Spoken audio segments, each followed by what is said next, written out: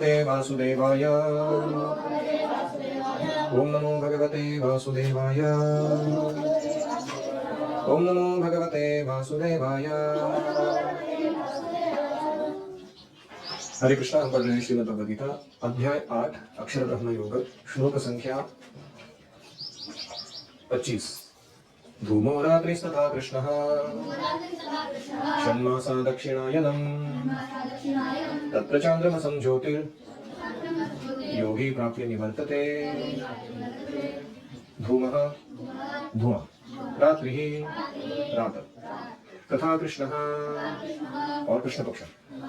षण्मासा दक्षिणायनम्, 6 मास की अवधि जब सूर्य दक्षिण दिशा में रहता है, दक्षिणायन में रहता है। तत्र वहां चांद्रमसम, चंद्रलोक को ज्योति ही प्राप्य, प्रकाश प्राप्त करके योगी निवर्तते, योगी वापस आता है। हरि ओम सहना भवतु सहनौ भुनक्तु सह वीर्यं करवावहै तेजस्विनावधीतमस्तु मा विद्विषावहै। ओम शान्तिः शान्तिः शान्तिः। ओम अज्ञानतिमिरान्धस्य ज्ञानाञ्जनशलाकया चक्षुरुन्मीलितं येन तस्मै श्रीगुरवे नमः। जय श्री कृष्ण चैतन्य प्रभो नित्यानंद श्री अद्वैत गदाधर श्रीवासादि गौर भक्तवृंद। हरे कृष्णा कृष्ण कृष्ण हरे हरे, हरे राम राम राम हरे हरे। तो कल हमने चर्चा की थी कि जिस काल में अनावृत्ति और आवृत्ति, यानी भगवत धाम वापस चला जाना या फिर जन्म मृत्यु के चक्र में पुनः वापस लौटाना, यह संभव होता है, उस काल का मैं वर्णन करूंगा।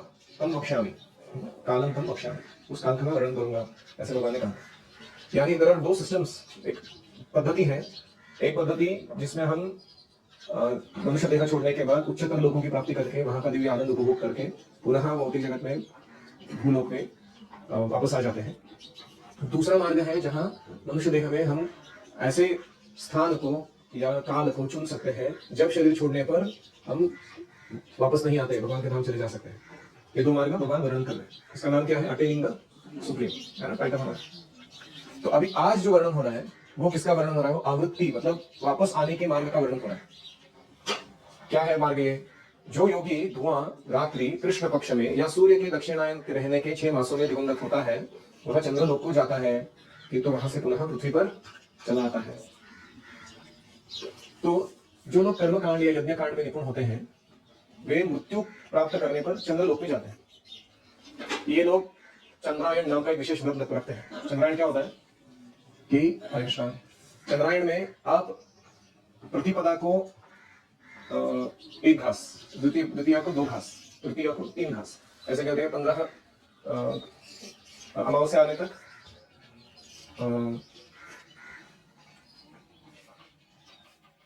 अब शायद पूर्णिमा को चालू करते 15 घास से, पूर्णिमा को चालू करते 15 घास से, और फिर धीरे उल्टा कम करते आते हो 14, 13, 12 ऐसे, और अमावस्या को कुछ भी नहीं खाते हो। फिर अमावस्या लेके पुनः प्रतिपदा आने पर 1 घास, 2 घास, 3 घास, 4 घास ऐसे करते करते 15 घास तक अन्न खाते हो दिन में 1 ही बार। ये व्रत को क्या करते हैं? कहते हैं चंद्रायण व्रत। तो ऐसे कुछ लोग हैं जिनको पता है कि चंद्रायण व्रत करने से क्या होता है, व्यक्ति को चंद्रलोक की प्राप्ति होती है। You are following the moon cycle, respecting it and doing fasting and self control, उसके हिसाब से। तो ये जो लोग हैं ये महान आत्माएं चंद्रमा पर लगभग 10,000 वर्षों तक देवों की गणना से रहते हैं, सोमरस का काम करते हैं। सोम कौन है? मून। मून के देवता का नाम क्या है? सोम। और सोमरस किसके पास है? सोम देवता के पास। और सोमरस कोई दारू नहीं है। कुछ लोग गलती से क्या समझते हैं कि देवता लोग सोमरस पी रहे हैं, हम लोग अपना दारू पी रहे हैं। तो ऐसा नहीं है। वो सोमरस जो है वो इनविगोरेटिंग ड्रिंक है। इट्स जान में जान डाल दे, आपके सेंसेस को पावरफुल बनाने वाला ये है, वो ऐसा डल बनाने वाला नहीं हो। और दूसरा, वो सोमरस पीने से आपकी चेतना या आपका अवेयरनेस जो है और उन्नत हो जाता है। You become powerful in consciousness also, ना कि यू बिकम अनकॉन्शियस, बेहोश होने वाला आदमी। तो इसलिए सोमरस इज नॉट इक्विवेलेंट ऑफ, वो देवताओं का लिकर नहीं हो। तो इसलिए ये चंद्र लोक में जाना, वहां पे 10,000 वर्षों तक देवताओं की गणना से रहना। अपने देवताओं की गणना सुनिए ना, टाइम कितना है उनका। और फिर सोमरस का पान करते हुए जीवन का आनंद लेना, ऐसे काम करते हैं। जब उनका टाइम खत्म हो जाता है, कर्म गुड कर्म गेट्स ओवर, पुनः वो लौट के पृथ्वी पर आ जाते हैं। इससे 2 अर्थ हो गए। एक अर्थ है कि आप ब्रह्म भूना लोका पुनरावर्तिना, कोई भी ब्रह्मा तक के प्लैनेट पर तुम जाओगे तो भी पुनः जन्म मृत्यु के चक्कर में फंसे ही रहोगे। चाहे तुम चंद्रमा पे भी क्यों ना चले जाओ। और दूसरी बात है, बहुत इंटरेस्टिंग है, साइंटिस्ट लोग हमको बोल रहे हैं कि चंद्रमा पे कोई नहीं है और उधर सब डेजर्ट है, उधर कोई सिविलाइजेशन नहीं है। भगवत गीता बोल रही है कि चंद्रमा पर उच्च श्रेणी के जीव रहते हैं और हम उनको अपनी स्थूल इंद्रियों से देख नहीं सकते। समझ में क्या बोला? तो दोनों में से कौन सही है?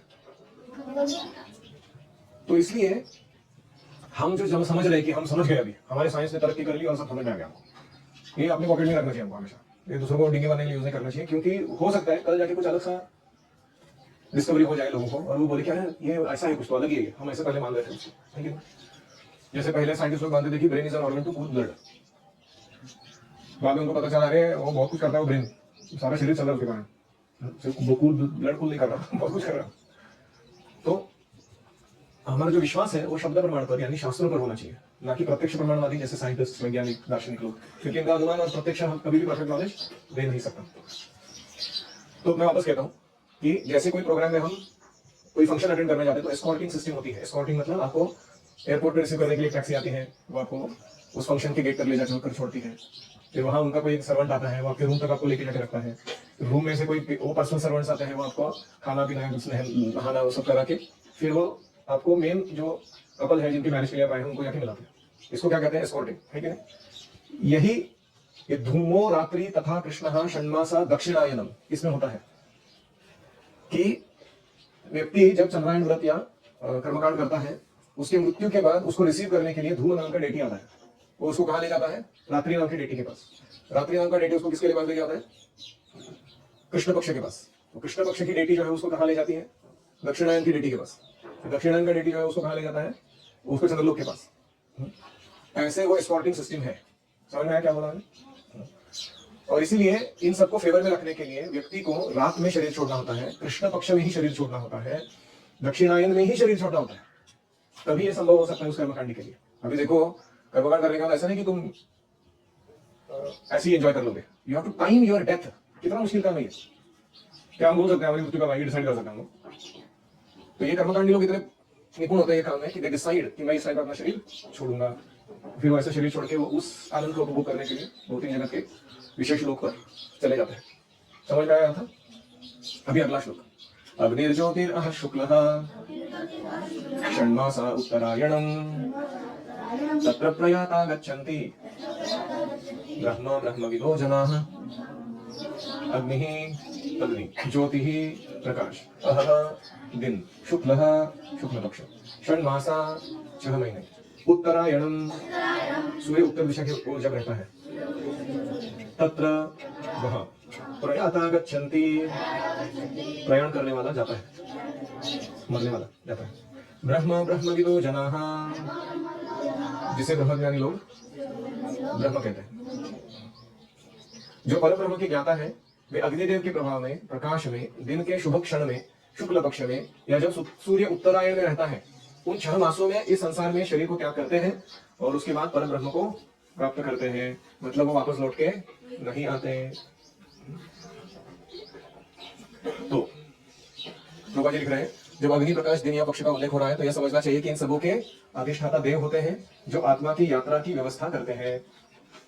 आत्मा की यात्रा मतलब जो आत्मा शरीर छोड़ रहा है उसको ले जाने की जो जर्नी है उसको आदेश करते हैं। अभी मृत्यु के बाद क्या होने वाला है? नवीन जीवन मिलने वाला है कि नहीं? अभी आध्यात्मिक रहेगा कि भौतिक रहेगा, क्या तय करेगा? हमारी चेतना तय करेगी। अगर चेतना आध्यात्मिक है, आध्यात्मिक देह मिलेगा, अगर चेतना भौतिक है, भौतिक देह मिलेगा। लेकिन यमयमापी स्मरण भाव, ठीक है? तो पहले ही बोला भगवान ने। तो कोई जब प्लानिंग करके योजना पूर्वक अपना शरीर छोड़ता है उसके लिए निर्विशेष ब्रह्म ज्योति प्राप्त करना संभव होता है। भीष्मदेव ने, देखो भीष्मदेव तो शुद्ध भक्त हैं, 12 महाजनों में से एक है, लेकिन शरशैया पर पड़े हुए थे वो। अर्जुन ने इतने बाण मारे थे कि 2 बाणों के बीच में एक उंगली नहीं डाल सकते हो, इतना सारे शरीर में बाण थे पूरे। अब सोचो क्या वेदना रहेगी उस व्यक्ति को। ऐसे शैया पर वो भूमि पर लौटे थे और बहुत ही विद्रावक प्रसंग है, हार्ट टचिंग स्टोरी है महाभारत का, कि कृष्ण जानते थे कि भीष्मदेव को आस है युधिष्ठिर महाराजा पांडवों को राजा बने देखने की फाइनली। तो उनको सबको सजा धजा के भाई कृष्ण उनको सामने लेकर जाते हैं भीष्मदेव के पास, युद्ध भूमि में पुनः जाते हैं जहाँ पड़े हुए, साथ में द्रौपदी को भी ले जाते हैं अच्छे से ड्रेस करके। तो भीष्मदेव उनको देखकर राजा के रूप में इतने खुश होते हैं, वो कहते हैं कि मैं इसी के लिए वेट कर रहा था मैं, कि मैं इनको देखूं शरीर छोड़ने से पहले। फिर वो कहते हैं कि मैं जब शरीर छोड़ना चाहता हूँ, मेरी इच्छा थी कि स्वयं भगवान कृष्ण मेरे सामने आके उपस्थित रहे, और क्योंकि मैं भगवान था, एक अनन्य भक्त हूँ, भगवान ने मेरी इच्छा पूरी की है। वो मेरी मृत्यु के समय अभी मेरे सामने आके उपस्थित है स्वयं। फिर वो द्रौपदी को हाथ जोड़ के माफी मांगते हैं। वो कहते हैं कि मुझे याद है तुम मेरे से नाराज हो कि तुम्हारा जो वस्त्रहरण हो रहा था कौरवों के द्वारा, मैंने तुम्हारी मदद नहीं की थी, तुम बहुत दुखी थी उसके कारण। और मैंने क्यों मदद नहीं की थी? क्योंकि मैंने दुर्योधन का नमक खाया था, और मेरे अंदर भी उसके दुर्गुण आ गए थे उस समय, उसका अन्न खाने के कारण। मैंने प्रण लेकर रखा था ना कि इस गद्दी पर जो भी बैठेगा उसका रक्षा मैं करूंगा, राज सिंहासन पर जो भी व्यक्ति विराजमान रहेगा, ऐसा मैंने अपने पिता को वचन दिया था, इसलिए मुझे करना पड़ा। लेकिन अभी देखो, तुम्हारे पति अर्जुन ने इतने बाण मारे मेरे शरीर में कि वो सारा खराब रक्त जो है ना, दुर्योधन का अन्न खाया वो नष्ट हो गया। अभी मैं शुद्ध हो गया हूँ एक शुद्ध भक्त के बाणों से विद्ध होने के कारण। अभी मेरी चेतना सही चल रही है, ऐसे कहते हो। द्रौपदी रोने लगती है, उसको माफी मांगते हो द्रौपदी से, और फिर कृष्ण के ऊपर अपना चित्त स्थिर करते हैं, और वो वेट करते हैं कि सूर्य कब तक उत्तरायण में नहीं जाएगा। तो 14 जनवरी के दिन क्या होता है? उत्तरायण शुरू हो जाता है ना। तो तब तक वो वेट करते हैं कृष्ण के ऊपर ध्यान लगाकर कि वो उत्तरायण शुरू हो जाए, और जैसे ही उत्तरायण शुरू हो जाता है वो अपना शरीर छोड़ देते हैं। तो आचार्यगण बताते हैं कि भीष्मदेव कभी भी शरीर छोड़ते थे तो भगवत धाम ही जाने वाले थे, ऐसा नहीं कि वो कोई मटेरियल में जाएंगे। लेकिन वो खुद को शुद्ध भक्त नहीं मान रहे, वो मान रहे कि मैं योग में शरभक्त हूँ, योग साधना का भी सहारा ले देता हूँ ताकि कुछ कम ना पड़ जाए मेरे से भगवत धाम जाने में। मैंने सारे बेस्ट पॉसिबल सिचुएशन अरेंज करके फिर मैंने चला, ऐसे मन में सोचकर शरीर छोड़ देते हैं। तो भीष्मदेव के पास इच्छा मृत्यु का वर था, वो जब चाहते हैं तब अपना शरीर छोड़ सकते हैं। हमारे पास है ऐसा कुछ? उनको मालूम नहीं कि अगला सेकंड जीने वाले की नहीं होंगे। फॉर्चुनेटली उत्तरायण चालू हो गया अभी मरेंगे तो शायद एटलीस्ट उच्चतर लोगों में तो जाएंगे, दक्षिणायन में नहीं मरेंगे। तो इसीलिए हम देखते हैं कि शरीर छोड़ने का समय क्या था व्यक्ति का।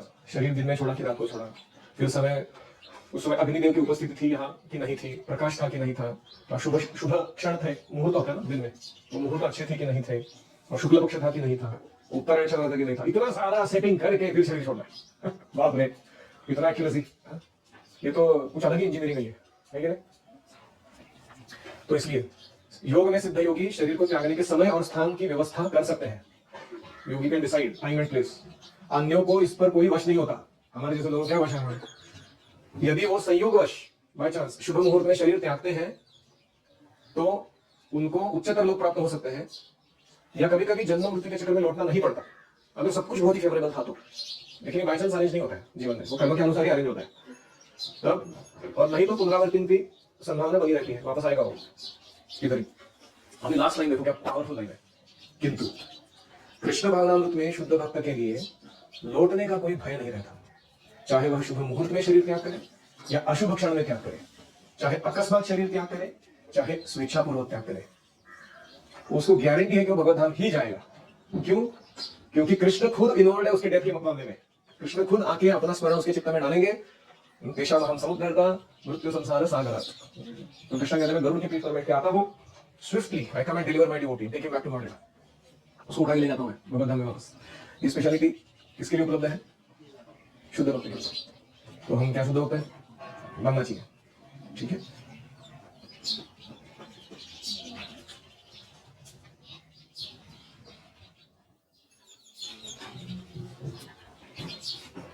तो हम देखते हैं कि पहला जो वर्णन था अग्नि ज्योतिर् शुक्ल, वो किसका वर्णन था? Devayana, the path of the jnanis, ज्ञानी लोगों का मार्ग है। फिर अभी धूमो रात्रि तथा कृष्ण, ये किसका वर्णन था? पितृयान, ये कर्मकांडी लोगों का मार्ग है। और अभी लास्ट में समराइज करते हैं कृष्ण या टेलिंग द सुप्रीम का कंक्लूजन। वो कहते हैं कि शुक्ल कृष्णे गति हेते जगत शाश्वते मते एकया यात्यनावृत्तिम अन्यया वर्तते पुनः। वैदिक मतानुसार इस संसार से प्रयाण करने के दो मार्ग हैं। शुक्ल कृष्णे गति, एक है प्रकाश का मार्ग शुक्ल, और कृष्णे यानी दूसरा है अंधकार का मार्ग। जब मनुष्य प्रकाश के मार्ग से जाता है एकया याति अनावृत्तिम, तो वह वापस नहीं आता, और वो अंधकार के मार्ग से जाता है अन्यया वर्तते पुनः, तो पुनः लौटकर आता है। शुक्ल पक्ष, शुक्ल मार्ग मतलब देवयान, और कृष्ण अंधकार का मार्ग मतलब कृष्ण गति मतलब पितृयान। समझ आ रहा है शब्द? प्रभा जी लिखते हैं छांदोग्य उपनिषद से बद्री विद्याभूषण को विवरण बता रहे हैं। अनादिकाल से सकाम कर्मी और दार्शनिक चिंतक ये दोनों प्रयास करते रहे हैं कि अपना डेथ परफेक्ट किया जाए, लेकिन वो निरंतर आवागमन में ही आते रहते हैं। ज्यादातर लोग भगवत धाम जाते नहीं है, क्योंकि चेतना इतना तैयार करना कर्मकांड के ज्ञान के माध्यम से नहीं संभव है जितना कृष्ण भक्ति के माध्यम से संभव है। इनको परम मोक्ष प्राप्त नहीं होता क्योंकि वो कृष्ण की शरण में नहीं जाते।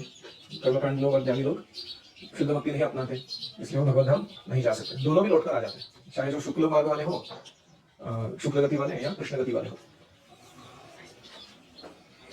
ठीक है, तो यहाँ पर विराम देंगे। भक्तों का क्या होता है वो अगले श्लोक में है, वो कल देखते हैं। अच्छा लग रहा है? समझ में आ रहा है? एनी कमेंट्स और क्वेश्चंस?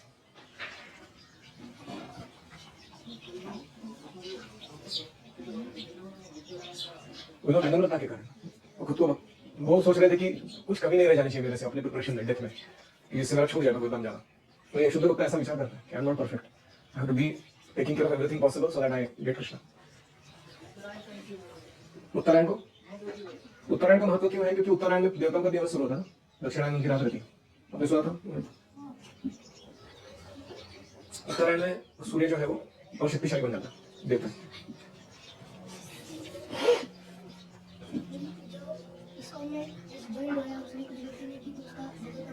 इसको हमने सिर्फ ज्वाइन किया और भक्ति नहीं की, वो भगवान जाएगा क्यों? ऐसा कुछ नहीं होगा, ऐसा गारंटी भी नहीं है कि इसको ज्वाइन किया तो भगवान नहीं जाएगा। उसको अपना मेहनत करना है, शुद्ध भक्त बनना है। रूपा जी ने कहा है कि 16 माला, 4 नियम और भक्तों का संग और मिशन की सेवा, ये तुम करते रहो, तुम गारंटीडली भगवत धाम जाओगे। तो इसको हम बोलते हैं कि आजीवन करने वाले लोग जाएंगे। ऐसे नहीं कि इसको ज्वाइन किया मतलब सिर्फ प्रसाद खाने आया वीकली प्रोग्राम को और भक्तों का किया इधर उधर जाके पॉलिटिक्स किया, कुछ टाइम पास किया, ऐसे थोड़ी भगवत धाम जाएगा।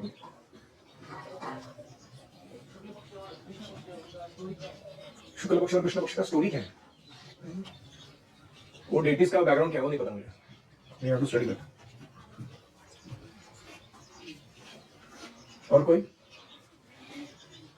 ठीक है, थैंक यू वेरी मच। ओम हरे कृष्णा कृष्णा कृष्णा हरे हरे, हरे राम राम राम हरे हरे, हरि ओम तत्सत।